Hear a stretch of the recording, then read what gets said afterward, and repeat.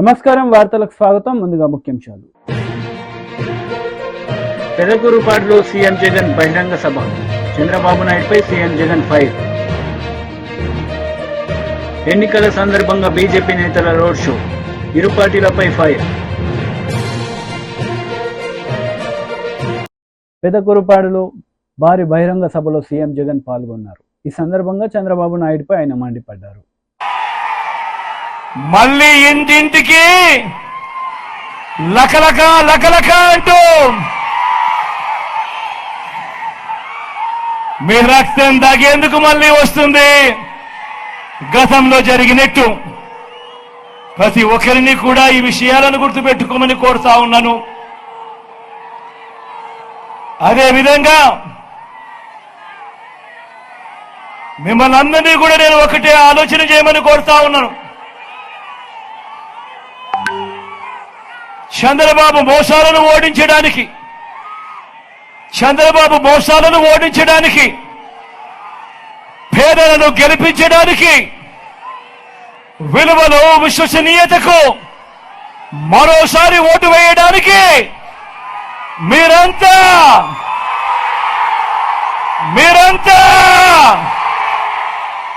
సిద్ధమేనా?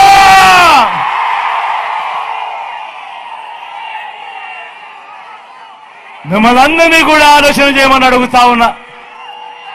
దేవుడి దయతో మీరు నమ్మి మీ జగన్కు, మీ బిడ్డకు అధికారం ఇచ్చినందువల్ల గత 5 సంవత్సరాలలో ప్రతి ఒక్క రంగంలోనూ కూడా విప్లవాత్మక మార్పులు తీసుకుని రాగలిగాం. గతంలో ఎప్పుడూ కూడా చూడని విధంగా, గతంలో మన రాష్ట్రంలో ఎప్పుడూ జరగని విధంగా ఈ 59 నెలల కాలంలో ఏకంగా 2,70,000 కోట్ల రూపాయలు మీ బిడ్డ, నా అక్క చెల్లెమ్మల కుటుంబాలకు బటన్ను నొక్కిన పాలన ఈ 59 నెలల కాలంలోనే జరిగింది. ఏకంగా 2,31,000 ప్రభుత్వ ఉద్యోగాలు గతంలో ఎప్పుడూ కూడా జరగని విధంగా ఈ 59 నెలల కాలంలోనే జరిగింది. నా అక్క చెల్లెమ్మలకు ఏకంగా 31 లక్షల ఇళ్ల పట్టాలు రిజిస్ట్రేషన్ చేసి మరి వారి పేరు మీదనే అందులో ఏకంగా 22 లక్షల ఇల్లు కడతా ఉన్నది కూడా ఈ 59 నెలల కాలంలోనే. గతంలో ఎప్పుడూ కూడా జరగని విధంగా మేనిఫెస్టో అంటే ఒక చెత్తబుట్టలో వేసే డాక్యుమెంట్ కాదు. మేనిఫెస్టో అంటే ఒక ఖురాన్, మేనిఫెస్టో అంటే ఒక భగవద్గీత, మేనిఫెస్టో అంటే ఒక బైబిల్ అని ఆ భగవద్గీతకు విశ్వసనీయత తెచ్చి ఏకంగా 99% అమలు జరిగింది కూడా మీ బిడ్డ కాలంలోనే అని కూడా ఈ సందర్భంగా తెలియజేస్తా ఉన్నా. అన్ని రకాలుగా ప్రభుత్వ బడులు మారాయి, పిల్లల చదువులు మారాయి. చరిత్రలో ఎక్కడా కూడా ఎప్పుడూ కూడా చూడని విధంగా లంచాలు లేని, వివక్ష లేని, ఇంటి వద్దకే అందిన పాలన, ఇంటి వద్దకే అందిన పెన్షన్, ఇంటి వద్దకే అందిన పౌర సేవలు, ఇంటి వద్దకే అందిన పథకాలు, ఇవన్నీ గతంలో ఎప్పుడూ కూడా జరగని విధంగా మొట్టమొదటిసారిగా గ్రామంలోనే చెయ్యి పట్టుకుని నడిపిస్తా ఉన్న వైద్యం, చెయ్యి పట్టుకుని నడిపిస్తా ఉన్న వ్యవసాయం, చరిత్రలో ఎప్పుడూ కూడా చూడని సామాజిక న్యాయం, చరిత్రలో ఎప్పుడూ కూడా చూడని మహిళా సాధికారత. ఒక్క మాటలో చెప్పాలి అనంటే ఇవాళ నేను ఇప్పుడు చెప్తా ఉన్న ఈ మాటలు గతంలో ఎప్పుడూ కూడా జరగని విధంగా కేవలం ఈ 59 నెలల కాలంలోనే మీ బిడ్డ పాలనలో ఈ 59 నెలలు మాత్రమే జరిగిన మార్పులు. ఒక్కసారి మిమ్మల్ని అందరినీ కూడా నేను ఆలోచన చేయమని అడుగుతా ఉన్నా. మిమ్మల్ని అందరినీ కూడా నేను గమనించమని కోరుతా ఉన్నా. ఇప్పుడు నేను గడగడ పెదకూరుపాడులో సీఎం వైఎస్ జగన్ బహిరంగ సభలో మంత్రి అంబటి రాంబాబు పాల్గొన్నారు. ఈ సందర్భంగా ఆయన ప్రసంగించారు. మెజార్టీ అయితే మేము అంగీకరించాం. 25,000 పైచులకు మెజార్టీతో గెలిపించవలసినటువంటి బాధ్యత మీ అందరికీ ఉందని ఈ సందర్భంగా నేను మనవి చేస్తున్నా. అన్ని పథకాలు మీకు రావాలంటే ఫ్యాన్ గుర్తుకే ఓటు వేయాలి. అన్ని పథకాలు మీకు రావాలంటే అన్ని పథకాలు మీకు రావాలి అంటే అమ్మఒడి కావాలంటే, రైతు భరోసా కావాలంటే, కాపు నేస్తం కావాలంటే, అన్ని పథకాలు సక్రమంగా మీ ఇంటికి వచ్చి అందించాలి అంటే జగన్మోహన్ రెడ్డి గారి ఫ్యాన్ గుర్తుకే ఓటు వేయాలి. ఇవాళ వృద్ధాప్య పెన్షన్ తీసుకుంటున్న వారిని ఎంతగా ఇబ్బంది పెడుతున్నారో మీ అందరికీ తెలుసు. ఎండలో వెళ్లి బ్యాంకు ముందు మరణించినటువంటి వృద్ధుల యొక్క ఉసురు కొట్టి పవన్ కళ్యాణ్, చంద్రబాబు నాయుడు ఉసురు కొట్టిపోతారని కూడా ఈ సందర్భంగా నేను మనవి చేస్తున్నా. మళ్ళా అవ్వ తాతలకు ఉదయం 6 గంటలకే వచ్చి పెన్షన్ ఇవ్వాలంటే జగన్మోహన్ రెడ్డి గారి ఫ్యాన్ గుర్తుకే ఓటు వేయాలని కూడా ఈ సందర్భంగా మనవి చేస్తూ, ఇంకొద్ది క్షణాల్లో జగన్మోహన్ రెడ్డి గారు రాబోతున్నారు.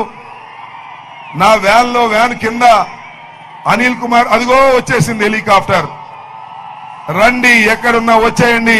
ఇప్పుడు మన శంకర్రావు గారు మాట్లాడతారు. నమస్తే.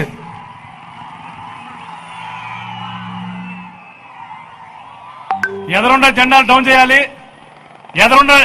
జెండాలు డౌన్ చేయాలి. దయచేసి ఎదురుండ జెండాలు డౌన్ చేయాలి. జెండాలు డౌన్ చేయాలి. ఇంకా చేయాలి. జెండాలు పైకెత్తొద్దు. మార్కాపురం ప్రజాగలం సభలో టీడీపీ అధినేత నారా చంద్రబాబు నాయుడు పాల్గొన్నారు. ఈ సందర్భంగా ఆయన ప్రసంగించారు. ట్రాఫిక్ ఎక్కువ ఉంది. పొదిలికి ఔటర్ రింగ్ రోడ్డు కావాలనుకుంటున్నారు. రింగ్ రోడ్డు ఏర్పాటు చేసే బాధ్యత మాది. డ్రైనేజ్ వ్యవస్థ అధ్వానంగా ఉంది. దీన్ని పరిష్కారం చేస్తాం. బెల్లం కూడా అమ్మనేయకుండా వ్యాపారస్తుల్ని వేధిస్తున్నారు.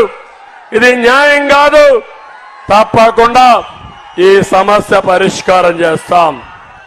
పొదిలిపట్నంలో 10వ వార్డుకు చెందిన షేక్ కాసిం పిడుగుబడి 3 సంవత్సరాల కింద మరణించారు.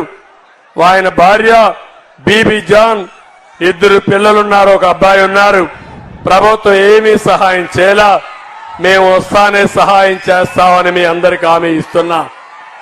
అందుకే మీ ఉత్సాహం చూస్తే ఇక్కడే ఉండిపోవాలనిపిస్తా ఉంది. మళ్ళా నెల్లూరులో పెద్ద ర్యాలీ ఉంది. తెలుగుదేశం పార్టీ కుటుంబ సభ్యులు, జన సైనికులు, బీజేపీ నాయకులు, కార్యకర్తలు, మా ఆడబిడ్డలు, యువత, ఎంఆర్పిఎస్ అందరూ కలిసి 13వ తారీఖున గుర్తు పెట్టుకోండి. మీ జీవితాలకు భరోసా ఇచ్చే రోజు. మీ అందరి జీవితాల్ని భద్రంగా చూసే బాధ్యత నాది. ఉత్సాహం ఉరకలెత్తా ఉంది. ఆకాశమే హద్దుగా ఎగిరిగిరి పడుతున్నారు మీరు. ఈ ఆవేశం ఓటుగా మారాలి. సైకిల్ స్పీడ్ పెరగాలి. అడ్డ వస్తే తొక్కొని పోవాలి. పోలింగ్ బూతులు దద్దరిల్లిపోవాలి.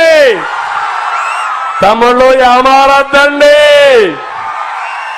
దుర్మార్గులున్నారు. 13వ తారీఖుని ఏమారితే మన జీవితాలు చీకట్లే. చీకటి తెంచుకొని రావాలంటే కట్టలు దించిన ఉత్సాహంతో మీరు రండి. మీకు అండగా మేము ఉంటామని మీకు తెలియజేసుకుంటూ ఈరోజు ఒకటే కోరుతున్నా. ఎన్నికల సందర్భంగా మాజీ మంత్రి హరీష్ రావు రోడ్ షో నిర్వహించారు. ఈ సందర్భంగా ఇరు పార్టీలపై ఆయన మండిపడ్డారు. ఒక మనిషికి పదవి కాదు, ఈ ప్రజలకు మేలు జరగాలి. మనందరికీ మేలు జరగాలంటే క్యామ మల్లేశం అన్న కారు గుర్తు మీద ఓటేయాల్సిన అవసరం ఉంది. ఇక్కడ చామల కిరణ్ కుమార్ రెడ్డికి కాంగ్రెస్ వాళ్ళు టికెట్ ఇచ్చిండ్రు. నేను అడుగుతున్న రేవంత్ రెడ్డిని, కిరణ్ కుమార్ రెడ్డికి ఏం గుణగణాలు ఉన్నాయని టికెట్ ఇచ్చినవా నువ్వు? ఏమున్నాయి కిరణ్ కుమార్ రెడ్డి గొప్పతనం ఏంది? రాహుల్ గాంధీ సంతకం ఫోర్జరీ చేసి పార్టీలకి వెళ్ళి సస్పెండ్ చేసినందుకు ఈయనకు టికెట్ ఇచ్చినవా? ఏ గుణగణాలు ఉన్నాయని చామల కిరణ్ కుమార్ రెడ్డి టికెట్ ఇచ్చినావు? ఆయన నిన్నగాక మొన్న 15 రోజుల కింద భూ కబ్జా కేసులో ఆయన మీద కేసు రిజిస్టర్ అయింది. అంటే కిరణ్ కుమార్ రెడ్డి దగ్గర నోట్ల కట్టలున్నాయనో డబ్బు సంచులను చూసి అలా టికెట్ ఇచ్చినట్టు కనబడతా ఉంది. మా మల్లేష్ అన్న బలహీన వర్గాల నుంచి వచ్చిన బీసీ బిడ్డ, బీసీల కోసం పోరాటం చేసినటువంటి ఒక మంచి నాయకుడు. దయచేసి మీరందరూ ఈ బీసీ బిడ్డను ఆశీర్వదించి బీసీల సత్తా చూపించాలని చెప్పి కూడా నేను ఈ సందర్భంగా కోరుతా ఉన్నా. ఇక బీజేపీ ఉన్నది నడిమిట్లో ఒకటి, బీజేపీ వాళ్ళు కూడా తిరుగుతున్నారు.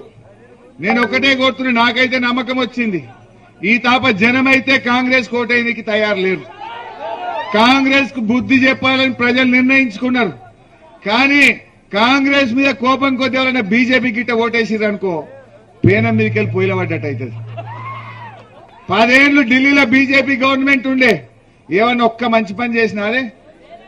10 ఏళ్ల బీజేపీ గవర్నమెంట్ పేదలకో, మహిళలకో, దళితులకో, గిరిజనులకో, బీసీలకో ఒక్క మంచి పని చేసిందా అని నేను అడుగుతా ఉన్నా. ఏదన్నా ఒక్క పని, 1-2 బాగా చేసిందే, 1-2.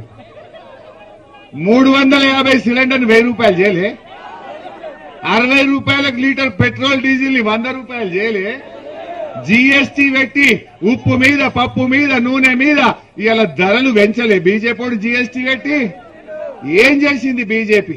ఇప్పుడు మన బీఆర్ఎస్ పార్టీ, మన కారు గుర్తు ఏం చేసిందంటే మా ప్రభాకర్ అన్న 50 చెప్తాడు, 200 పెన్షన్ 2000 చేసిండు, ఆడవిళ్ళ పెళ్లి పెడితే కళ్యాణ లక్ష్మి ఇచ్చిండు, బిడ్డ కాన్పుకు పోతే కేసీఆర్ కిట్ ఇచ్చిండు, ఇంటింటికి నల్లా పెట్టి మంచి నీళ్లు తాగిచ్చిండు, రైతు బంద్ ఇచ్చిండు, రైతు బీమా ఇచ్చిండు, పిల్లలకు రెసిడెన్షియల్ స్కూళ్లు పెట్టిండు, మా చండూరును రెవెన్యూ డివిజన్ చేసింది మా కేసీఆర్. చండూరు రెవెన్యూ డివిజన్ అయిందా లేదా? మాట అంటే మాట మీద ఉన్నాడు కేసీఆర్. మా ప్రభాకరను మనం గెలిపియాలని మీరందరూ కోరితే చండూరును రెవెన్యూ డివిజన్ చేసినాం.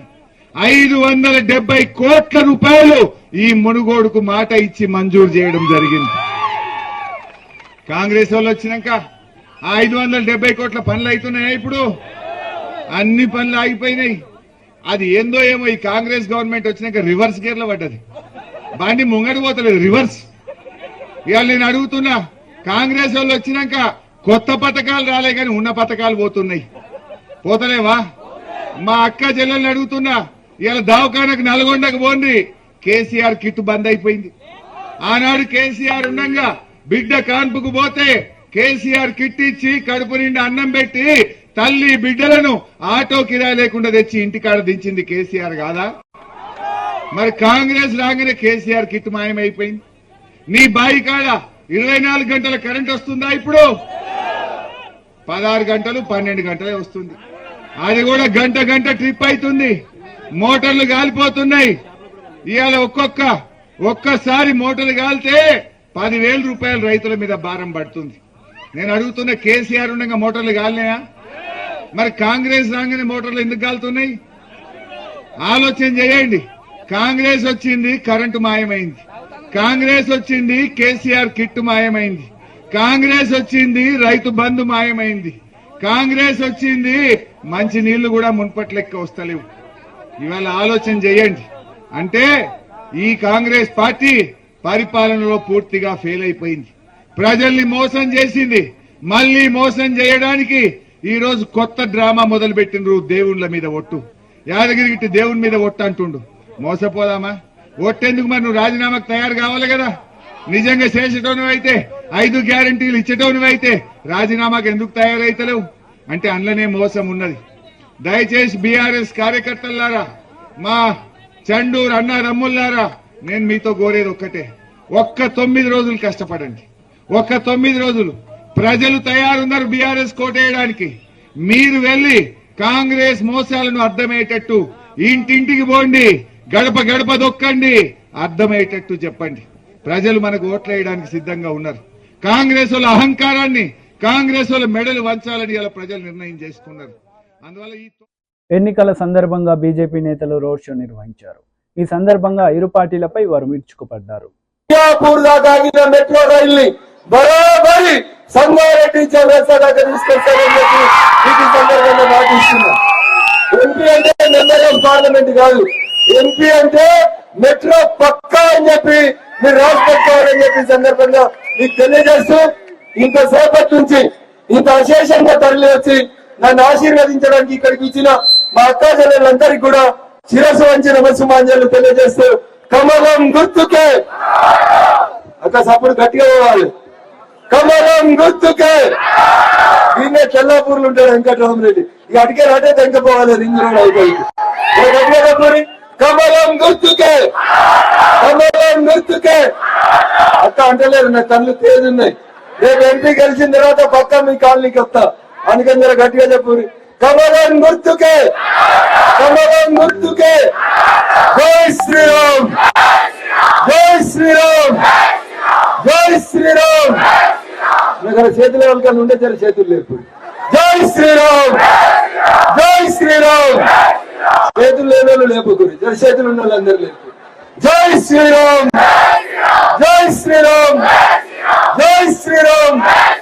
నరేంద్ర మోడీ గారి నాయకత్వం, కమలం గుర్తుకే, కమలం గుర్తుకే, కమలం గుర్తుకే. లోన్ నైది